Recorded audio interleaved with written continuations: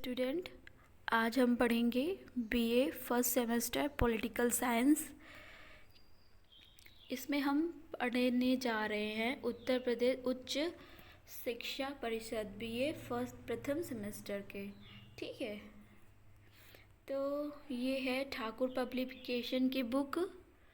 इसी से हम आज पढ़ेंगे, जिसमें हम पढ़ने जा रहे हैं। ये देखिए आपका सिलेबस है, ये देखिए। तो आज हम पढ़ेंगे यूनिट 1, मतलब इकाई 1 के क्वेश्चन पब्लिकेशन से पढ़ेंगे।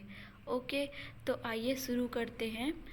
यूनिट 1 भारतीय राष्ट्रीय आंदोलन, और इसमें यूनिट 1 में है भारतीय राष्ट्रीय आंदोलन का उदय एवं विकास। इसमें आप परिचय लिखा हुआ है कि भारतीय राष्ट्रीय आंदोलन का उदय कैसे हुआ और विकास कैसे हुआ। तो भारतीय राष्ट्रीय आंदोलन का उदय तथा विकास आधुनिक भारतीय इतिहास का एक महत्वपूर्ण पहलू है, ये बता रहे हैं।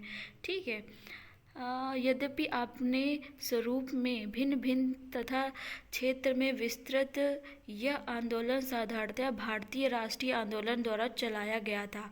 हाँ, भारत की पूर्ण स्वतंत्रता की प्राप्ति के पहले इन आंदोलनों को कई विभिन्न अवस्थाओं से गुजरना पड़ा। ठीक है, भारत में राष्ट्रीय आंदोलन का संगठित विकास 19वीं शताब्दी के अंतिम दशक में आरंभ हुआ था, परंतु शताब्दी के आरंभ से ही इसके लक्षण दिखाई देने लगे। सन 1828 में ब्रह्म समाज की स्थापना होती है। ठीक है, जिसने शिक्षित हिंदुओं की राष्ट्रीय भावना का प्रदर्शन किया। सन 1843 में ब्रिटिश इंडिया सोसाइटी की स्थापना होती है। ठीक है, 1851 में ब्रिटिश इंडियन एसोसिएशन जैसी संस्थाओं का आरंभ हुआ। ये संस्थाएं भारतीयों के राजनीतिक राष्ट्रवाद का प्रदर्शन तो करती थी, किंतु केवल गिने चुने लोग ही इसमें सदस्य थे। इसका कोई राष्ट्रव्यापी आधार नहीं था। इस प्रकार 19वीं शताब्दी के आरंभ से ही भारत के विभिन्न संगठनों द्वारा राष्ट्रीय भावना तथा राष्ट्रीय आंदोलन का सूत्रपात होने लगा, इसका सबसे पहला विस्फोट 1957 में हुआ था। ओके, समझ गए। लेकिन इसमें मेन पॉइंट है कि भारतीय राष्ट्रीय आंदोलन का उदय कैसे हुआ। तो इसमें बताया है कि पहले देखो 1828 में ब्रह्म समाज की स्थापना हुई। इससे मतलब ये और ब्रिटिश इंडिया सोसाइटी की स्थापना हुई और इंडिया एसोसिएशन जैसे स्थापना हुई। तो यह राष्ट्रीय आंदोलन में इनका योगदान है। ठीक है, लेकिन सबसे ज़्यादा इम्पॉर्टेंट है कि भारतीय राष्ट्रीय आंदोलन का विस्फोटक हुआ था 1857 में। ओके, ठीक है। अब भारतीय राष्ट्रीय आंदोलन के उदय के विकास के कारण पढ़ेंगे, क्या क्या कारण हो सकते हैं।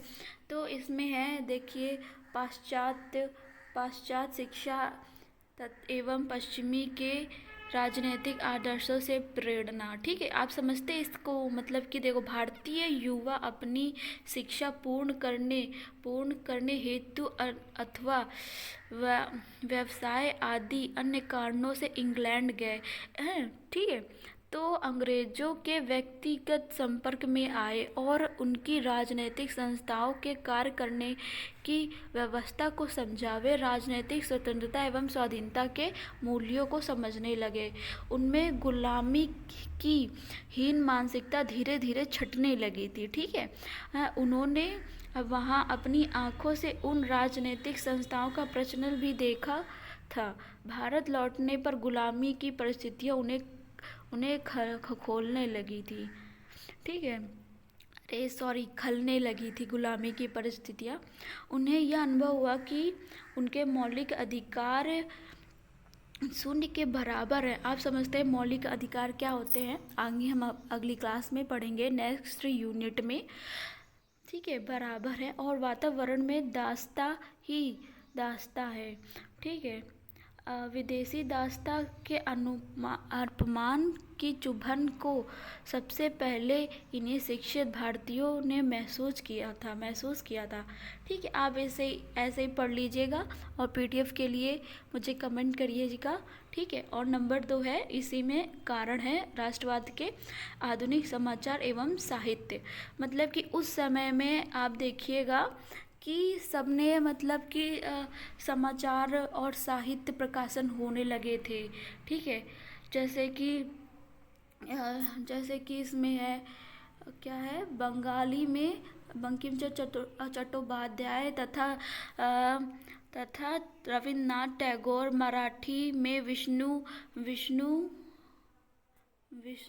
शास्त्री है, असमिया में सुब्रमण्यम, हिंदू में इन्होंने प्रमुख लेखक थे। ये देखिए, सभी ये है प्रमुख लेखक, यहाँ से बंकिम चट्टो से यहाँ तक का। इसमें देखिए, the Bengali, the Indian Mirror, Amrit Bazar Patrika, the Bombay Chronicle, Patriot, the Kesari, the Hindu आदि समय के महत्वपूर्ण समाचार पत्र थे उस समय के। तो इस तरह से राष्ट्रीय आंदोलन क्या है, ये देखिए कि भारतीय राष्ट्रीय विकास के कारण क्या थे। तो ये है कारण, नंबर दूसरे हैं, मतलब समाचार पत्रों का कारण है। और इसी में तीसरा कारण है आर्थिक असंतोष। राष्ट्रीय आंदोलन के उदय का एक प्रमुख कारण ये भी था। ईस्ट इंडिया कंपनी जो व्यापार के लिए भारत आई थी, उसने 18वीं सदी में मुगल साम्राज्य के पतन के बाद शुरू हुई घरेलू लड़ाइयाँ का लाभ उठाकर यहाँ के कारखानों एवं व्यापारियों को भी नष्ट करने का काम शुरू कर दिया। ठीक है, इसी तरह से भारतीय कुटीर उद्योगों का पतन हो गया, भारतीय बेरोजगार हो गए। नंबर 4 है शासकीय नौकरियों के संबंध में पक्षपातपूर्ण व्यवहार। नंबर 5 है कांग्रेस का उदय। ठीक है, नंबर 6 है 1857 की क्रांति से सीख। नंबर 7 है इल्बर्ट बिल विवाद। ठीक है, नंबर 8 है धार्मिक एवं सामाजिक पुनर्जागरण। नंबर 9 है लॉर्ड लिटिन की दमनकारी नीतियाँ। ठीक है, नंबर 10 है आगमन एवं यातायात के साधनों का विकास होने लगा था, जिससे भारतीय राष्ट्रीय आंदोलन के विकास का ये सब कारण है जो हम पढ़ रहे हैं। ठीक है, नंबर 11 है समकालीन यूरोपीय आंदोलन का प्रभाव। नंबर 13 है शासकों द्वारा जातीय भेदभाव। ठीक है, 1870 तक के दशक की ये बात स्पष्ट हो चुकी थी कि भारतीय राष्ट्रवाद इतनी शक्ति एवं गति अर्जित कर चुका था कि वह भारतीय राजनीति में एक प्रमुख शक्ति के रूप में उभरा है। भारतीय राष्ट्रवाद की ठोस अभिव्यक्ति दिसंबर 1885 में स्थापित भारतीय राष्ट्रीय कांग्रेस ने रूप ले लिया था। ठीक है, तो अभी हमने ये पढ़े हैं भारतीय राष्ट्रीय आंदोलन के विकास के कारण क्या है। ठीक है, अब हम पढ़ने जा रहे हैं भारतीय राष्ट्रीय कांग्रेस, ठीक है, की स्थापना कब हुई थी। ठीक है, इसमें हम मोटा मोटा बता दे रहे हैं कि भारतीय राष्ट्रीय कांग्रेस की स्थापना 1885 में हुई थी। ठीक है, इसकी स्थापना का श्रेय एक सेवानिवृत्त अंग्रेज अधिकारी A.O. ह्यूम को जाता है। ठीक है, हाँ, इन्होंने 28 दिसंबर 1985 को अखिल भारतीय स्तर पर भारतीय राष्ट्रीय कांग्रेस की स्थापना बम्बई में गोकुल दास तेजपाल संस्कृत कॉलेज के भवन में की थी। ठीक है, आप इतना याद रखिए, तेजपाल में की थी। A.O. ह्यूम के अतिरिक्त सुरेंद्र नाथ बनर्जी तथा आनंद मोहन बोस कांग्रेस के प्रमुख वास्तुविद माने जाते हैं। ठीक है, कांग्रेस के प्रथम अधिवेशन की अध्यक्षता व्योम चंद्र बनर्जी ने की थी, जिसमें कितने इसमें देखिए 72 प्रतिनिधियों ने भाग लिया था। ठीक है, इसमें 38 प्रतिनिधि बम्बई प्रेसिडेंसी के थे और 21 मद्रास प्रेसिडेंसी के थे और 3 बंगाल प्रेसिडेंसी के थे। ठीक है, और 6 उत्तर पश्चिमी प्रदेश व अवध से और 3 पंजाब से थे। ठीक है, इसका अधिवेशन कहाँ हुआ था आप बताइए। इसका अधिवेशन हुआ था बम्बई में। ठीक है, बम्बई में 28 दिसंबर 1885 को गोकुलदास बनर्जी संस्कृत कॉलेज में हुआ था। ठीक है, और इसके स्थापना किसने की थी? ए ओ हयूम ने। ठीक है, और फिर इसके बाद ने इसका प्रथम अधिवेशन की अध्यक्षता बनर्जी ने की थी, WC बनर्जी ने। इसमें 72 प्रतिनिधियों ने भाग लिया था। बस इतना ही याद करने का है। ठीक है, अब इसमें देखिए कि इसके अधिवेशन कब कब हुए थे। पहला अधिवेशन 1885 में बम्बई में हुआ था, जिसके अध्यक्ष थे कौन? विमलेश चंद्र बनर्जी। मात्र 72 प्रतिनिधियों ने हिस्सा लिया था। ठीक है, और दूसरा अधिवेशन हुआ 1886 में कोलकाता में, जिसके अध्यक्ष थे दादा भाई नौरोजी। ठीक है, और संख्या बढ़कर 436 हो गई थी। तीसरा अधिवेशन बंगाल में हुआ, मद्रास में हुआ था, जिसकी अध्यक्षता बदरुद्दीन तैयब जी ने की थी। ये प्रथम मुस्लिम अध्यक्ष थे। ठीक है, चौथा अधिवेशन किया था 1888 में जॉर्ज यूल में, जो प्रथम अंग्रेज अध्यक्ष थे। ओके, ठीक है, अब हम इसमें पढ़ेंगे कांग्रेस के पूर्ववर्ती संगठन। मतलब कि जब कांग्रेस नहीं बनी थी तब कौन कौन सी स्थापना हुई थी। तो कांग्रेस की स्थापना से पूर्व भारत में अनेक राजनीतिक संगठनों ने की स्थापना की थी। जैसे 1851 में कोलकाता में ब्रिटिश एसोसिएशन की स्थापना, और इंडिया लीग 1875 में, और इंडियन एसोसिएशन 1876 में सुरेंद्र बनर्जी के नेतृत्व में गठित की गई थी। मद्रास में महाजन सभा 1884 में तथा 1885 में बम्बई प्रेसिडेंसी एसोसिएशन की स्थापना की गई थी। ठीक है, भारतीय राष्ट्रीय कांग्रेस के उद्देश्य क्या क्या थे?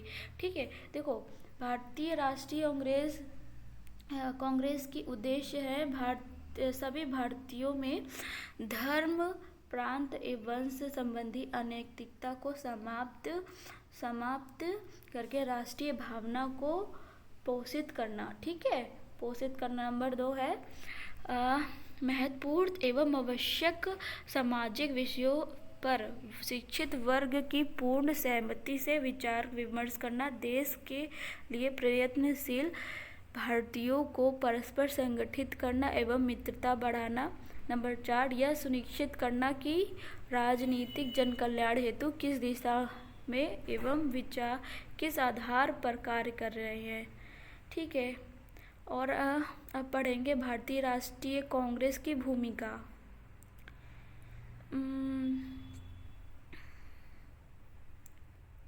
इसको छोड़ेंगे, हम अब पढ़ेंगे भारतीय राष्ट्रीय आंदोलन में राजनीतिक प्रतिवर्तियाँ एवं रुझान। ओके, 19वीं सदी के अंतिम चौथाई काल भारत में राष्ट्रीयता के जन्म का काल माना जाता है।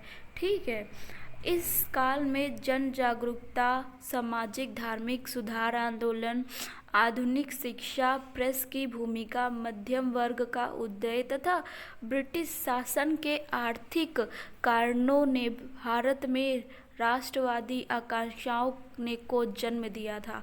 ठीक है, राष्ट्रवादी चेतना के कारण ही इस काल को अनेक राजनीतिक संगठनों का गठन हुआ था। ठीक है, इसमें हम देखेंगे कि इस आंदोलन में औपचारिक बिगुल 1885 में मतलब कि शुरू हुआ था, जब कांग्रेस की स्थापना हुई थी। ठीक है, 15 अगस्त उतार चढ़ाव ये चालू रहा जब तक कि भारत का संविधान नहीं बन गया। प्रथम चरण हम पढ़ेंगे 1885 से 1905 तक का। द्वितीय चरण पढ़ेंगे हम 1905 से 1918 तक का। तृतीय चरण पढ़ेंगे 1918 से 1935 तक। चतुर्थ चरण पढ़ेंगे 1935 से 1947 तक। ओके, तो अब हम इसके आगे से कल पढ़ेंगे और भी इंटरेस्टिंग कहानी पढ़ेंगे 1885 कांग्रेस की जब स्थापना होती है, ठीक है। और आप इसके बताएंगे तो मैं शॉर्ट नोट्स भी बना के दूंगी। Okay, thank you, thank you so much. और आगे पढ़ने के लिए सब्सक्राइब कीजिए, कमेंट कीजिए एंड लाइक कीजिए। Thank you so much. Okay, bye.